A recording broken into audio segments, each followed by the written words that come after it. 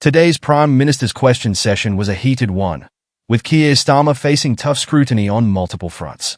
From his silence on Tulip Siddig's resignation amid a corruption probe to his controversial deal with Mauritius over the Chagos Islands, Starmer struggled to provide clear answers. Add to that the ongoing budget crisis, which is leaving the nation reeling, and it's clear that Starmer's leadership is under fire. In today's video, we'll break down the key moments that have left many questioning whether Starmer has the solutions the UK desperately needs, or if his responses are just smoke and mirrors. Let's dive in. Consortium says 2/3 of businesses will have to raise prices to cope with his tax hike. His Chancellor ignored all the warnings and ploughed ahead with an unprecedented borrowing spree, leaving all of us more vulnerable. Now we have businesses saying they will raise prices to cover his jobs tax.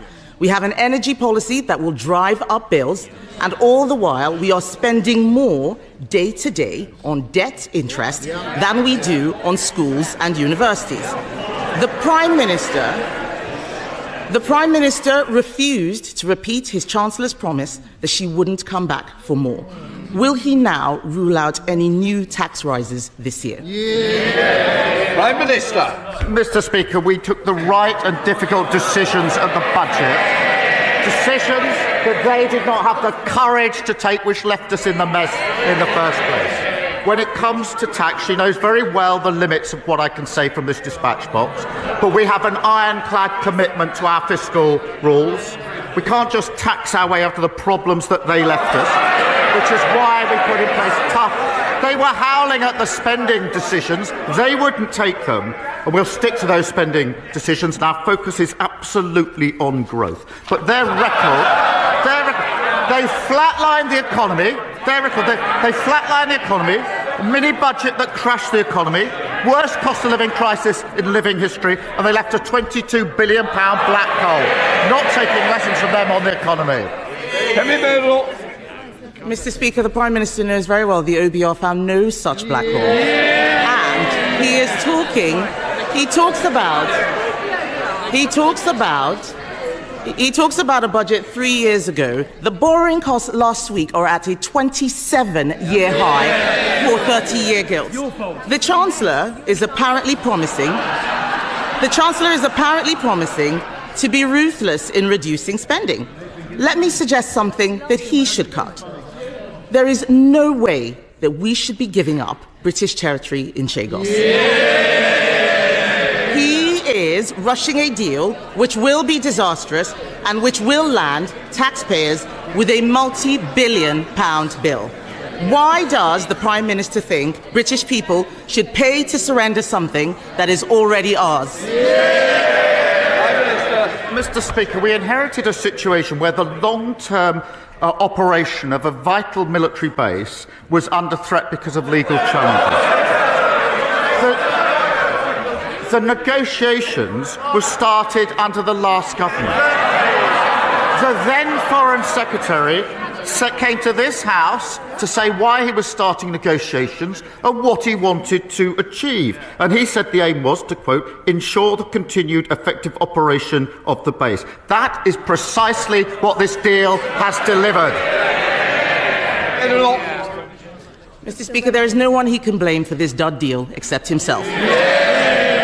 At the budget, Labour were congratulating themselves for having the first female Chancellor, instead of ensuring the country had someone actually qualified to do the job. The Prime Minister,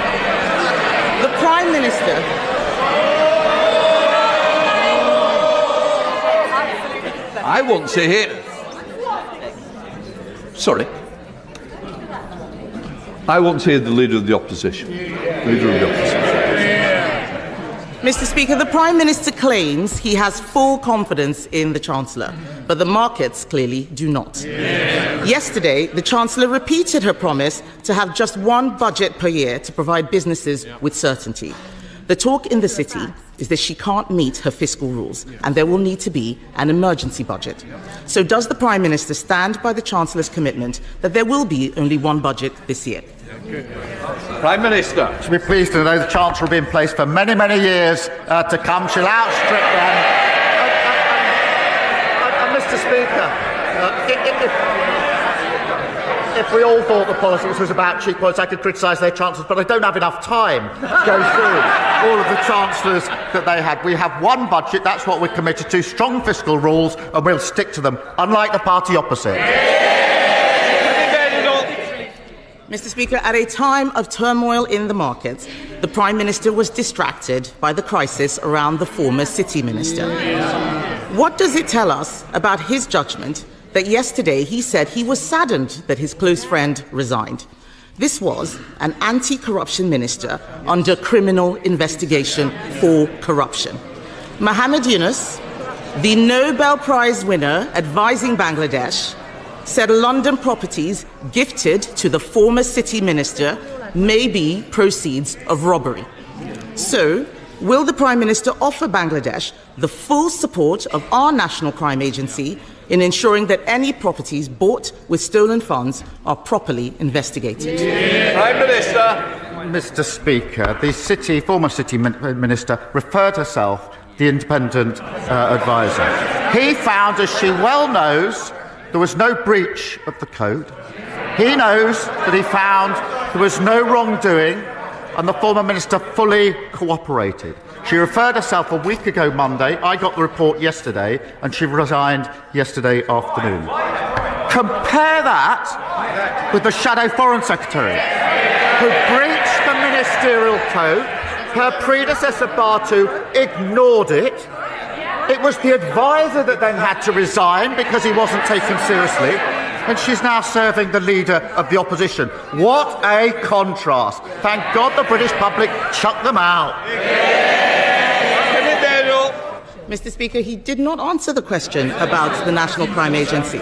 No answer to investigating dodgy Labour ministers, just as last week he didn't want an inquiry that might expose dodgy Labour councils. The Prime Minister knowingly appointed a convicted fraudster as his Transport Secretary. The anti-corruption minister he had full confidence in only days ago resigned yesterday in disgrace. He is negotiating a secret deal to surrender British territory, and taxpayers in this country will pay for the humiliation. Now it turns out his government may write a cheque to compensate Jerry Adams. This is shameful. We left him the fastest growing economy in the G7. In just 6 months, under his leadership, it's been taxes up, borrowing up, mortgage rates up, and that's not all. Business confidence is down, jobs are down, growth is down. Can the country afford 4 more years of his terrible judgments? Mr. Speaker, among that barrage of complete nonsense,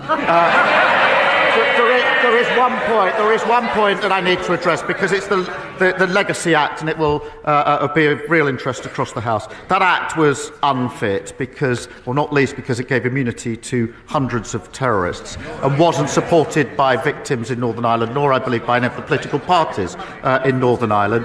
The court found it unlawful. We will put in place this is a serious point. We will put in place a better framework. We're working on a draft remedial order and replacement legislation, and we will look at every conceivable way to prevent these types of cases claiming damages. And it's important I say that on the record. But as for her claim and her nonsense, they crashed the economy. Mr. Speaker, I got a letter this week from a Tory voter in a Labour seat. I hope they don't mind me saying who it was. It was Liz Truss. Mr. Speaker, it wasn't written in green ink, but it might as well have been. She was complaining that saying she'd crashed the economy was damaging her reputation. It was actually crashing the economy that damaged her reputation. Mr. Speaker, what have we heard? All they've got is complaining. No defence for their sorry record. They don't even acknowledge it. No ideas, no policy. They're like a blank piece of paper, blowing hopelessly in the wind. No wonder the country put them in the bin.